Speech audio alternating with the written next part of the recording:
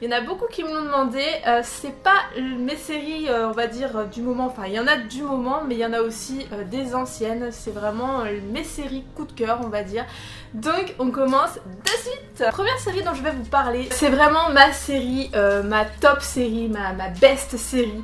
C'est The Walking Dead. Je pense que ceux qui me connaissent, ceux qui suivent mes vidéos savent. The Walking Dead, et bien tout simplement c'est une série de zombies, hein, voilà, faut pas se le cacher, hein, le titre parle de lui-même. J'adore ce genre de série, j'adore de toute façon, vous le savez, tout ce qui me fait peur, c'est-à-dire les films d'horreur, enfin voilà, donc c'est obligé que cette série...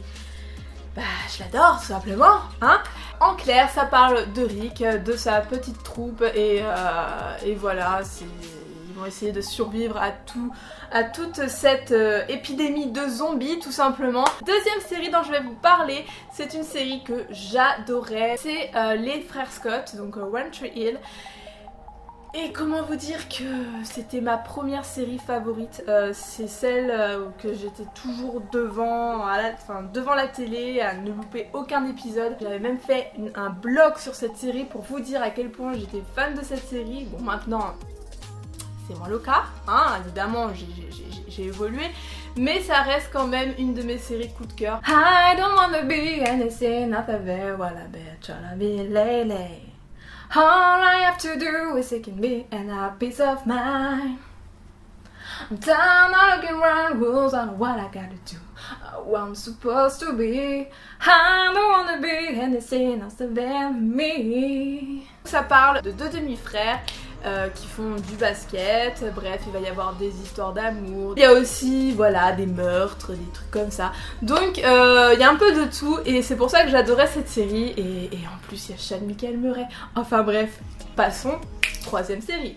Ensuite la troisième série dont je vais vous parler, c'est Mysterious Ways. C'est une série où il y a juste 2 saisons, c'est une série un peu sur les phénomènes paranormaux, donc voilà tout ce qui est genre de trucs comme ça, j'adore, donc et j'adorais les deux acteurs, enfin les deux acteurs principaux. Ensuite, quatrième série, alors j'aurais pu la mettre avec The Walking Dead, je suis un peu nouille, mais c'est Fear the Walking Dead, donc j'ai commencé il y a pas longtemps, donc j'ai fini la première saison, en même temps il n'y avait pas beaucoup d'épisodes donc ça va assez vite. En fait j'avais un peu peur de regarder cette série en me disant, enfin voilà, j'étais trop déjà accrochée à The Walking Dead, je vais me dire c'est pas les mêmes personnages, c'est pas la même histoire, donc est-ce que je vais autant accrocher, sachant que c'est pas les mêmes personnes tout simplement.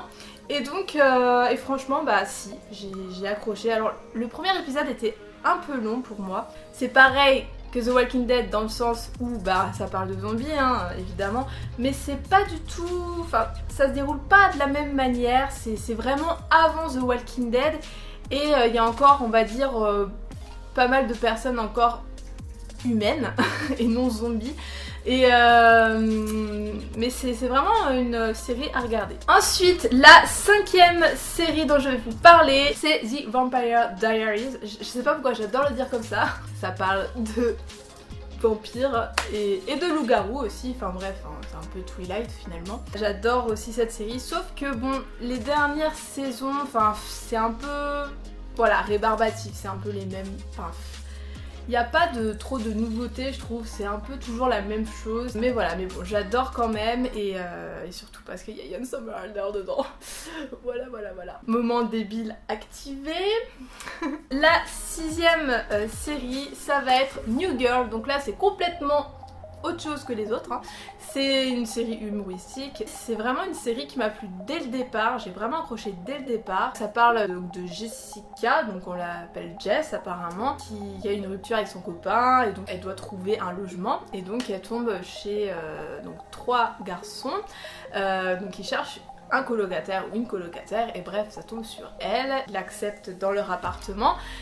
Et il va se passer plein de trucs marrants et franchement cette Jess elle est complètement déjantée donc j'adore son personnage et je pense que vous allez très vite vous attacher à elle si vous regardez cette série donc franchement je vous la conseille. Ensuite, septième série je crois, c'est Fringe. Alors j'espère que je le dis bien, voilà, sinon je vous mettrai le titre de la série. Cette série c'est pareil, j'ai accroché du début jusqu'à la fin, je sais plus combien il y a de saisons, je crois qu'il y en a 7, 6 ou 7.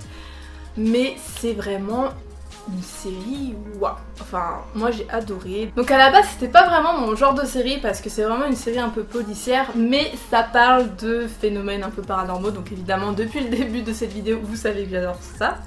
Bref, et donc ça parle donc d'une fille, il me semble qu'elle est du FBI, enfin un truc du genre, donc je vous dis allez voir le résumé vous-même parce que moi j'explique comme une quiche, voilà. Mais elle va rencontrer donc Peter Bishop, enfin elle va assister du moins à des phénomènes paranormaux et elle va rencontrer Peter Bishop qui lui va lui présenter son père qui est dans un asile, donc Walter Bishop. Parce que c'est un savant fou et donc ils vont le faire sortir de l'asile et bref ils vont enquêter sur ces phénomènes là et ils vont créer la section Fringe. Ce Walter Bishop il est vraiment mais trop drôle, franchement en fait il est complètement déjanté dans sa tête, il est fou, enfin voilà c'est un peu le Einstein mais il est aussi complètement déjanté, il dit des trucs improbables, enfin il faut vraiment que vous le regardiez pour comprendre ce que je dis du moins. Et franchement, il est vraiment, enfin c'est un personnage vraiment attachant. Alors par contre, seul petit truc quand même qu'il faut que je précise, c'est que cette série, il faut vraiment la regarder du début jusqu'à la fin. C'est-à-dire, vous pouvez pas louper des épisodes, c'est pas possible. C'est-à-dire que si vous regardez le premier et après vous regardez le 10e épisode, que vous dites bon ça va, je vais réussir à comprendre.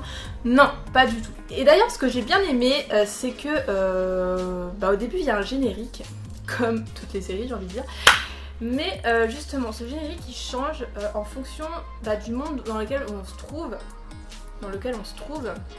C'est-à-dire que ça nous laisse un peu un indice sur l'épisode qui va se dérouler. Et on va savoir dans quel monde on est, c'est-à-dire si on est dans le monde parallèle, si on est dans le monde normal, si on est dans le futur, si on est dans le... je sais plus, il y a un autre truc aussi. Mais au moins ça nous donne un indice et on sait où on est. Voilà.